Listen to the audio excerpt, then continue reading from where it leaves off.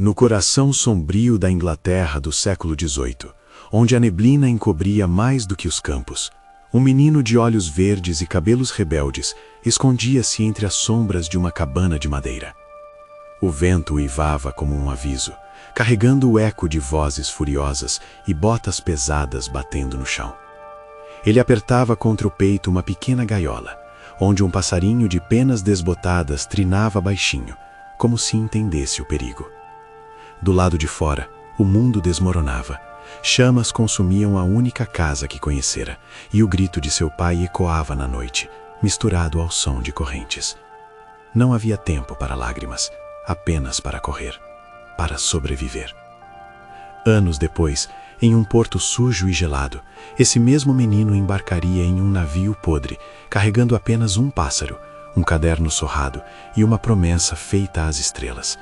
Um dia, seu nome seria lembrado. Mas primeiro, ele precisaria atravessar o oceano e o inferno.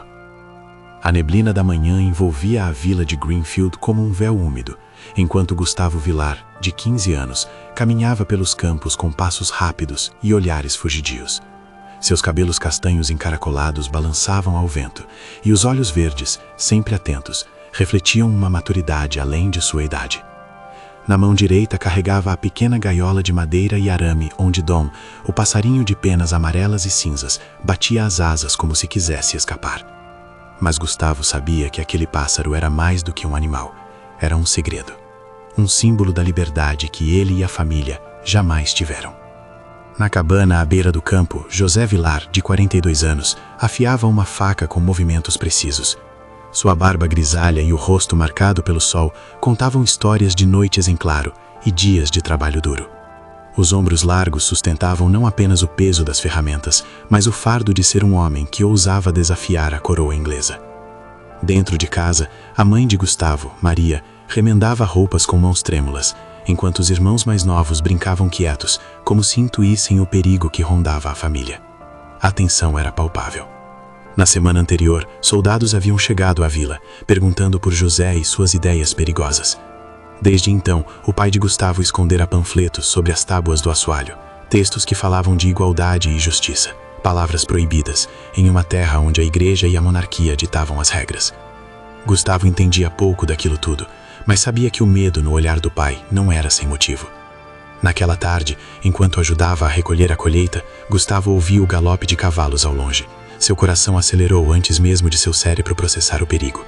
Dom, na gaiola, emitiu um trinado agudo, como um alerta. José surgiu na porta da cabana, os olhos escuros como a noite. Gustavo, dentro de casa, agora! A voz era um comando, mas também um pedido desesperado. O garoto obedeceu, correndo enquanto os cavalos se aproximavam, levantando poeira no caminho de terra. Dentro da cabana, Maria abraçava os filhos mais novos, seus lábios sussurrando uma oração. José pegou um machado, não para atacar, mas para se defender. Eles vieram por mim, disse, a voz rouca, mas não vão levar vocês. Gustavo segurou a gaiola com força, os nós dos dedos brancos. O barulho dos cascos parou do lado de fora, seguido pelo som de botas batendo no chão. Uma voz autoritária ecoou. José Villar, pela ordem do rei, você está preso por traição. O mundo desabou. Gustavo viu o pai ser arrastado para fora, as mãos amarradas, enquanto sua mãe gritava. Um dos soldados jogou uma tocha no telhado de palha e as chamas começaram a devorar a única casa que conheciam. No caos, Gustavo correu para o quarto, pegou o caderno velho onde o pai ensinara a ler e escrever e enfiou-o sobre a camisa. Dom, na gaiola, parecia entender que aquela era a hora de partir. A família fugiu para os campos, enquanto o fogo consumia tudo atrás deles. Naquela noite, sob as estrelas frias da Inglaterra, Gustavo jurou que um dia seu nome seria mais do que um fugitivo. Seria uma lenda. A travessia do Atlântico foi um pesadelo que Gustavo jamais esqueceria. O navio, superlotado e imundo, balançava violentamente a cada onda, e o cheiro de doença e desespero impregnava o ar. Ele segurava a gaiola de Dom com uma mão e agarrava o caderno velho do pai com a outra, como se ambos fossem os únicos pedaços de sua vida anterior que ainda importavam. Maria, enfraquecida pela febre, tossia em um canto, enquanto os irmãos mais novos choravam de fome. José, agora com as mãos marcadas pelas correntes da prisão, tentava manter a família unida, mas seus olhos perdidos denunciavam a culpa de tê-los arrastado para aquela situação. Nova York não foi o refúgio que esperavam. As ruas eram labirintos de sujeira e gente desesperada, e o trabalho escasso. Gustavo, ainda adolescente, se viu limpando estábulos por migalhas, suas mãos antes acostumadas ao campo, agora cobertas de feridas e calos. À noite, escondido em um barraco de madeira, ele abria o caderno sob a luz de uma vela roubada, decifrando as fórmulas químicas que o pai lhe ensinara. Dom, agora com as penas opacas, observava em silêncio, como se soubesse que aquelas páginas eram a chave para algo maior. Anos se passaram, e a determinação de Gustavo só cresceu. Empregado na fábrica de sabão Aurora, ele aprendia cada detalhe do ofício, desde a mistura dos óleos até as negociações com comerciantes. Seus olhos verdes, agora cercados por marcas de cansaço, brilhavam com uma centelha de ambição. Foi ali, entre os vapores cáusticos e o barulho das máquinas, que ele teve a ideia que mudaria tudo. Usando as anotações do caderno, criou uma fórmula única, mais eficiente e barata que qualquer outra. Mas o destino ainda não estava pronto para facilitar sua jornada. Uma noite, enquanto trabalhava horas extras, um clarão laranja iluminou a fábrica. O cheiro de fumaça tomou o ar antes que Gustavo pudesse reagir. As chamas devoravam as prateleiras de produtos, e ele, em um ato impulsivo, correu para salvar não só o estoque, mas os cadernos de produção. No caos, Dom escapou da gaiola, batendo as asas contra o ar quente. Por um instante, Gustavo achou que o perdia, mas o passarinho pousou em seu ombro, como se dissesse que não o abandonaria. A fábrica foi reduzida a cinzas, e com ela, os sonhos de muitos. Gustavo, porém, viu na tragédia uma oportunidade.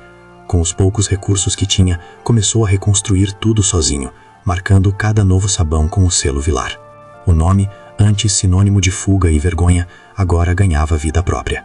Dom, livre para voar, sempre retornava, como um lembrete de que a verdadeira liberdade não estava em fugir, mas em construir algo que ninguém pudesse destruir. Aos 50 anos, Gustavo Vilar olhava pela janela de seu escritório em Nova York, os olhos verdes ainda tão marcantes quanto na infância, agora cercados por rugas que contavam histórias de noites sem dormir e dias de luta.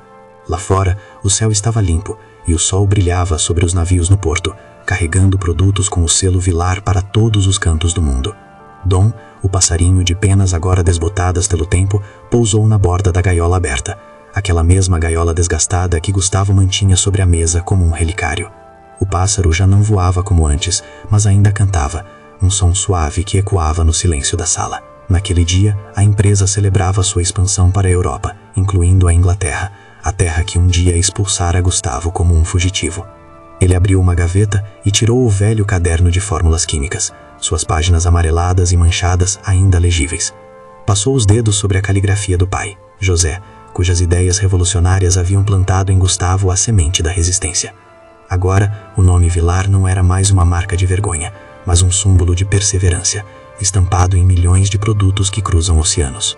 No jantar de comemoração, Gustavo surpreendeu a todos ao anunciar que doaria parte de sua fortuna para fundar escolas em comunidades pobres, como aquela em que crescera. Ninguém deveria ter que fugir para encontrar oportunidades, disse, a voz firme, mas carregada de emoção. Enquanto os convidados aplaudiam, Dom, solto como sempre, voou até seu ombro e bicou-lhe gentilmente a orelha, como se dissesse que a jornada valera a pena. Naquela noite, Gustavo caminhou até o cais, onde tudo começara décadas antes. O vento soprava frio, mas ele não sentia. Olhou para as estrelas, as mesmas que testemunharam seu juramento de criança, e sorriu. Dom, agora cansado, aninhou-se em suas mãos. Gustavo sentiu o coração do passarinho bater devagar, até que, finalmente, ele se imobilizou. Com lágrimas nos olhos, Gustavo enterrou o pequeno corpo sobre uma árvore próxima, junto com a gaiola vazia. Ali estava o fim de uma era, mas também o legado de tudo que construíra. A liberdade não estava em voar sem rumo, mas em deixar marcas que o tempo não apagaria. Anos depois, quando Gustavo partiu, seu império já era uma lenda. As escolas que fundara espalhavam conhecimento, e o nome Vilar continuava a ser sinônimo de qualidade e integridade. Nas paredes de suas fábricas, retratos dele com Dom lembravam a todos que mesmo os mais frágeis podem inspirar os mais grandiosos feitos, desde que nunca desistam de cantar, mesmo dentro de uma gaiola.